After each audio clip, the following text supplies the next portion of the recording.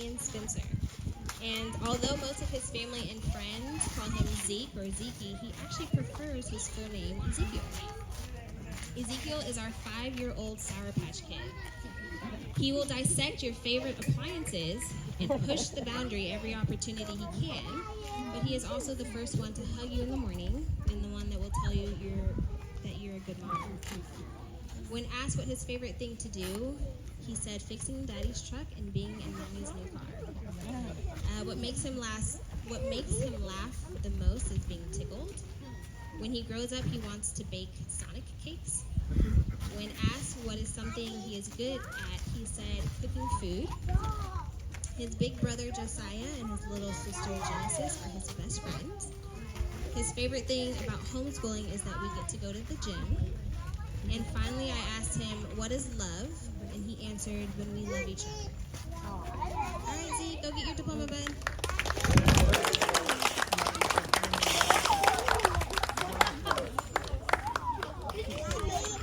Good morning, YouTube. So today is Saturday. Just left my kindergartner's little graduation ceremony. And on my way there, I got a phone call. Like, hey, you know that load you didn't drop off yesterday? Yeah, they waited there late for you and you never showed up. I said, well, nobody ever told me that somebody was there. Y'all closed at like 5:30 or so is when y'all closed the gate.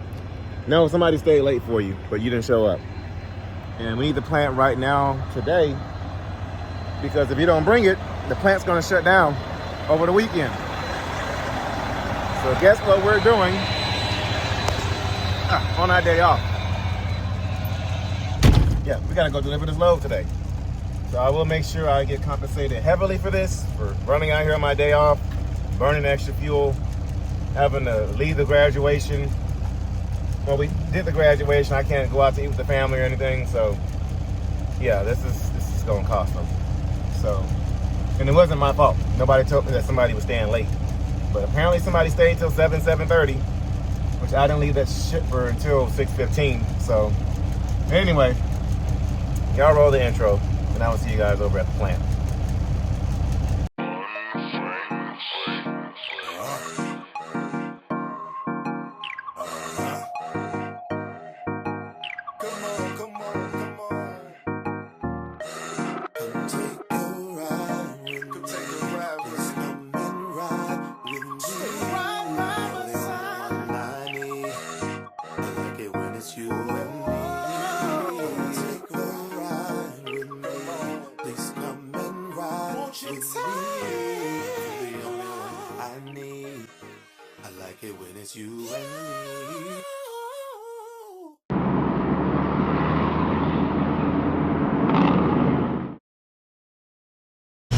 All right, guys, took about 45 minutes, but they finally figured out where I was going.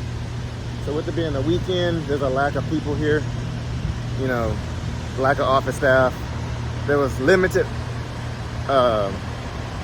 information on the paperwork that I have. Nobody's answering the phone, nobody knows where I'm going, but finally got it figured out.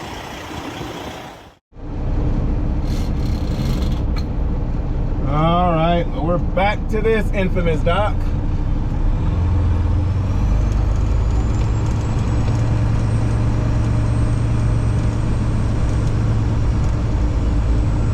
This time we got a lot more space to work with, seems like.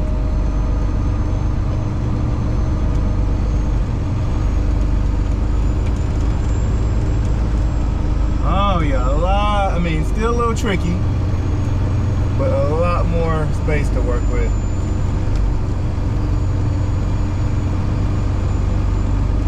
Not as many obstacles as last time.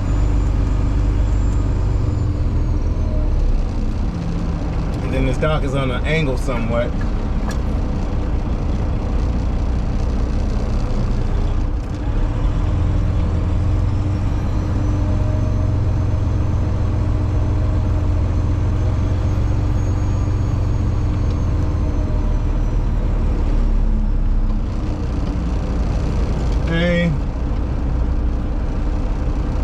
I had a feeling it was coming here. Thankfully, it's the weekend and nobody's really here. Okay, we're back in. We're getting offloaded right away. So I know I gave y'all a half of a story earlier. So this morning, my wife and I, we woke up. We're getting everything ready, getting the kids' clothes ready and everything, because my second oldest, y'all know my kids are homeschooled. And so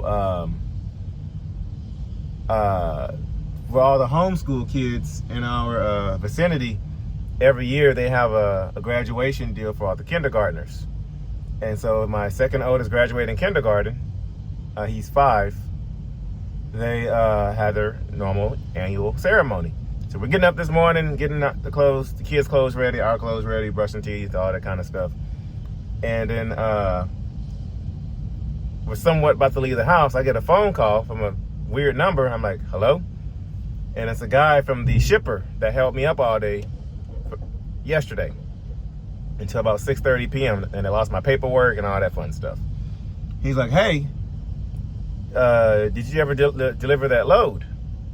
I'm like, no, I didn't, because they closed the front warehouse. Because at this place here, you got to check in at the first gate or at the entrance, get your truck inspected. They walk around your truck and inspect everything. You go inside, you got to go through the whole process. Then you got to go through this gate, or go through a gate, go through the warehouse. They sign off on you, and then they radio whatever facility you're going to. And so I'm like, well, at that warehouse where they sign you off, they go home at like 5 or 6 o'clock. So I didn't leave out there till 6:30, so I wasn't going to make it. He was like, well, somebody stayed late last night and they were waiting on you. And I was like, well, nobody told me that. And then my point of contact, the agent, she was off yesterday. So even if they did try to contact her, she wasn't there to get the email. So I'm like, nobody told me anything. And to my knowledge, the gate closes and my point of contact is not there. So he's like, okay, well, if you don't, I said, I'll drop it off Monday. He's like, well, no, they need a product like now, because they don't get it, then the facility closes down because of the lack of product. Same thing like earlier this week, actually. And I'm like, all right, well, my bad. I don't know what to tell you. So come to find out, guys, after talking to this guy, the receiver here, they're here 24/7. The guy at the front gate, they don't know what he was talking about, but they can bypass and get around him if they need the products. I could have brought it yesterday because they're 24/7. So I could have still dropped it off last night. And it probably would have been a crap show, because it wouldn't have worked out. Because at that point, I didn't have a contact name. And the paperwork gave me very vague information. So I didn't have a point of contact or anything. So it probably wouldn't have worked out yesterday. It would have been horrible or really bad trying to figure out where I was trying to go when nobody knew anything. So, but yeah, so they figured it out. It took about 45 minutes. All I had was a name. And that was it. I had a name, and of course that person wasn't in today, but all I had was a name. So they were able to kind of somewhat narrow it down. And these chemical plants, sorry y'all, at these chemical plants, there's tens of thousands of people that work at these things. So you can't just use a name and they, oh yeah, that's so-and-so. Like, you have to work in that specific department.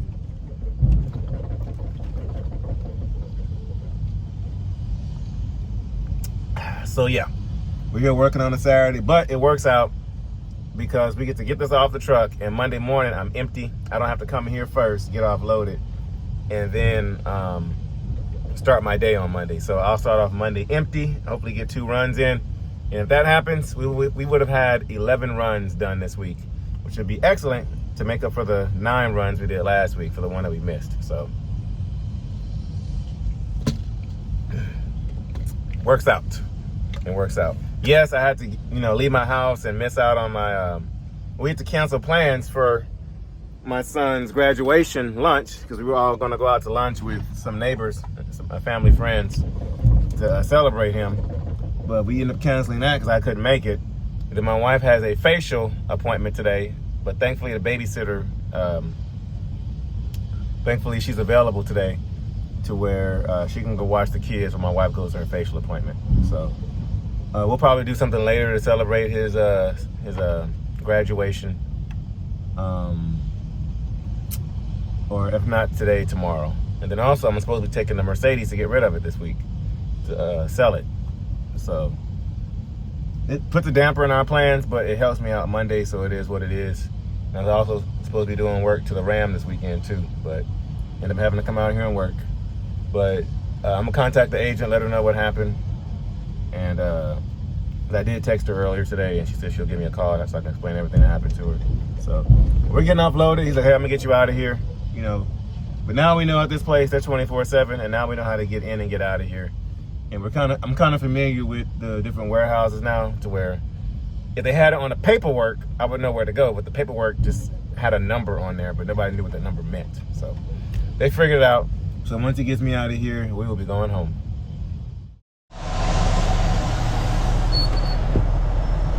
Okay, we are out of there. I'm gonna turn wide to get out of here. 40 minutes back home. Well, 40 minutes to park this truck off. Then take the first right. In 2 miles, turn left onto LaPorte Freeway frontage road. Yes, ma'am. Oh, man. But yeah, like I said earlier, it did suck that I did have to work today, but it's only going to make Monday a lot easier to get my 11 loads in, just in case the receiver's on some BS Monday. Hopefully I can still knock out 2 of them, which I did receive my itinerary for Monday, and I am going there twice on Monday.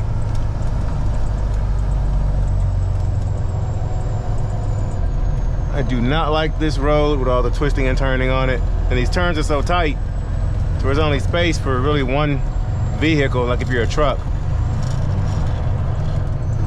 Where's the gear at? Oh.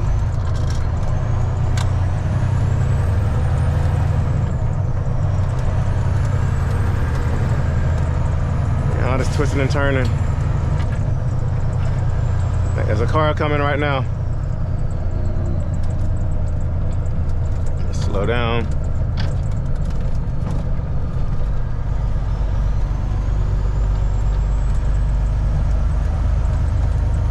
Sorry, Audi, we're coming through.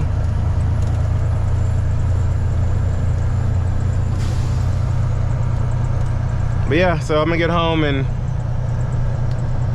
see what is next for the weekend. I don't know where.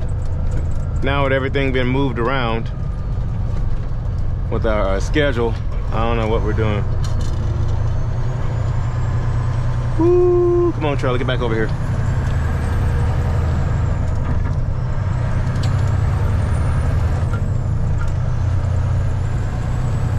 Okay, so 37 miles back to park this thing, or 37 minutes, 40 miles, okay.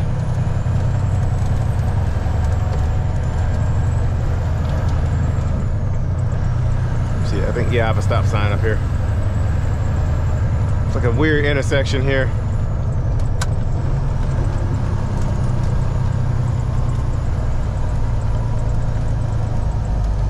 Okay, I got the stop sign, they got the stop sign, and they got the, okay. In 1 mile, turn all right, y'all. onto LaPorte I'll see y'all when I get parked.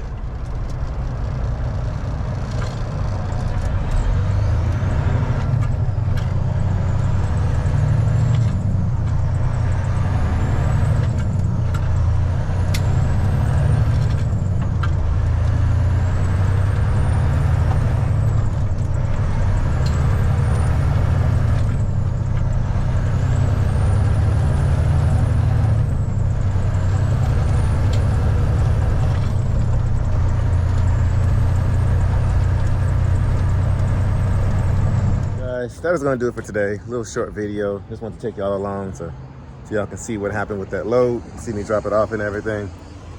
I'm about to get some of my tools out of this truck because I'm going to be working on the Ram the rest of the day. I'm going live tonight with you guys to do the 10-4 truck insurance giveaway. Meanwhile, I've already taken the Ram apart. I just got to go through and get a new brake caliper, get some new stuff for it, replace it.